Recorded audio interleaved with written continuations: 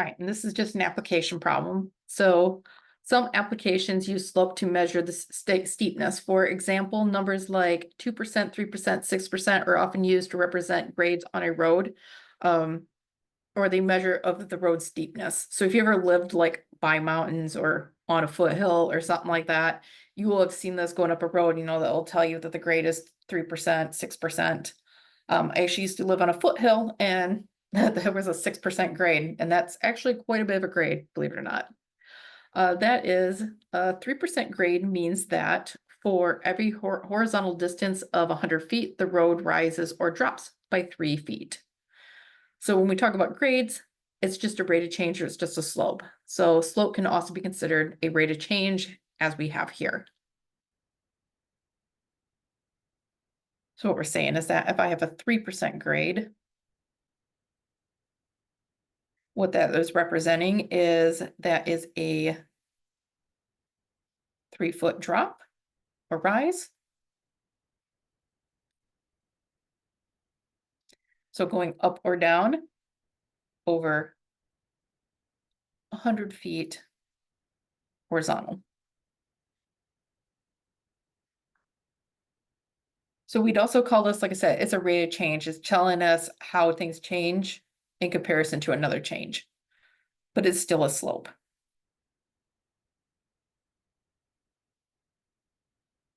In our case, we might look at this and we would just say it was this. And that would be slope, and that is fine. That still represents 3%.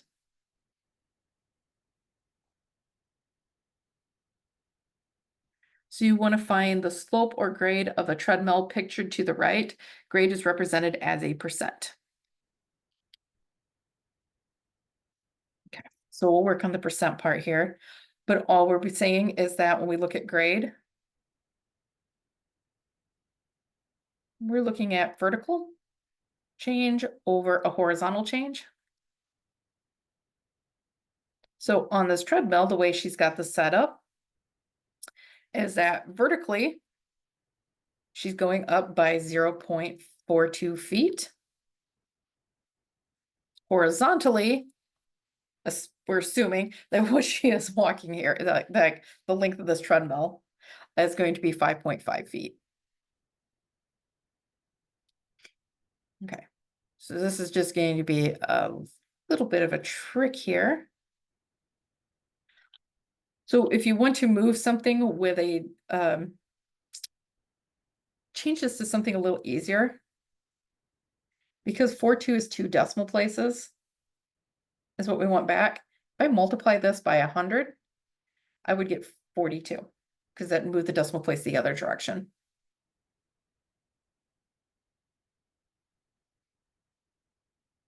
You could do this with a calculator, but assuming that we didn't have one, what you can do is multiply the top and bottom by 100, because they'll give you an equivalent fraction or equivalent slope. But that 100 means that this decimal point moves this way 2 places. And this 100 means this decimal place moves this way 2 places. So notice there's this empty spot. Let's fill it in with a 0. So that is actually our slope.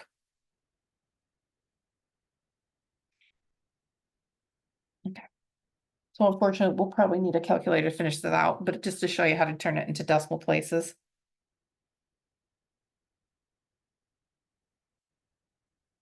I had to get my calculator out again. Closed on me. But what we get here is a 0.076. So if you want to change a decimal to a percent,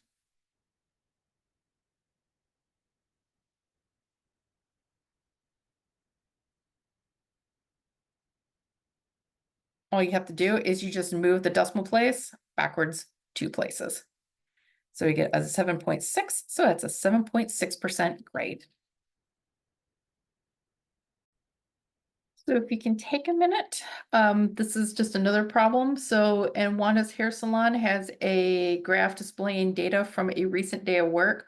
What rate can be determined from this graph, and what is the rate? So you're not quite doing this like the grade. If you leave this as a fraction, that is fine. You're just looking for, once again, you're looking for a rate of change. So it is a change in your vertical change or over the horizontal change. So slope.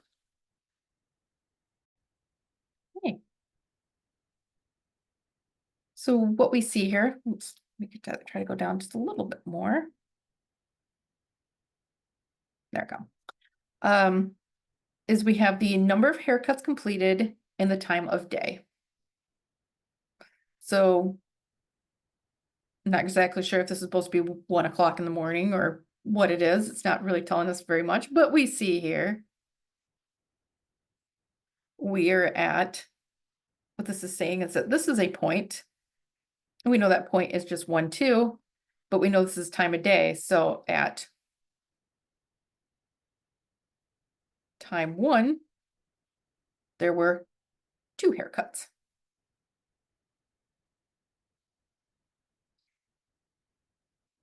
This one right here, once again, not sure exactly what that time of day is supposed to be. We're sort of going to just say it's time 5. It could be like 5 p.m., whatever it is. But at that point, there were 10 haircuts.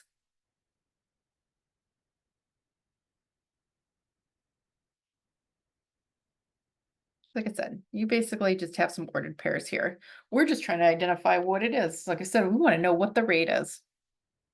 So we said it's time and haircuts. So if we look at this,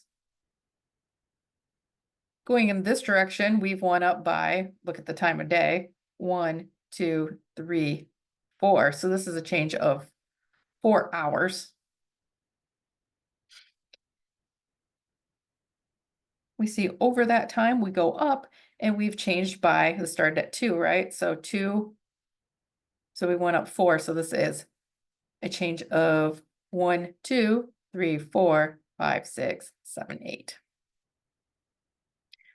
So sometimes these graphs are a little weird to look at. That's why being able to go back and be able to use slope formula is also a good idea as well.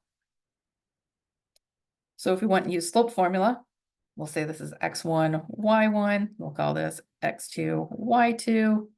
So we're going to have y2, x1, and then y1 and x1.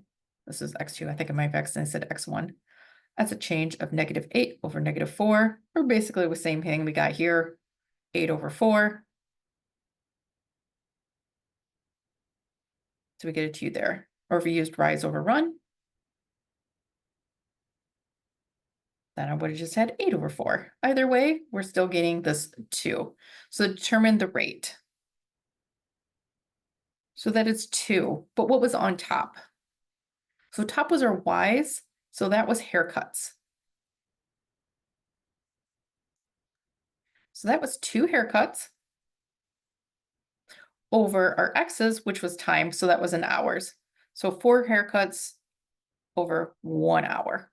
Since we don't have a number on the bottom, we assume it's 1. So the rate is cuts per hour.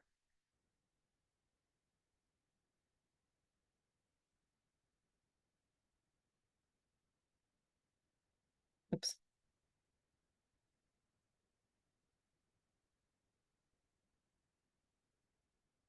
I might have these different. I think this was supposed to be here and this was supposed to be 2 haircuts per hour.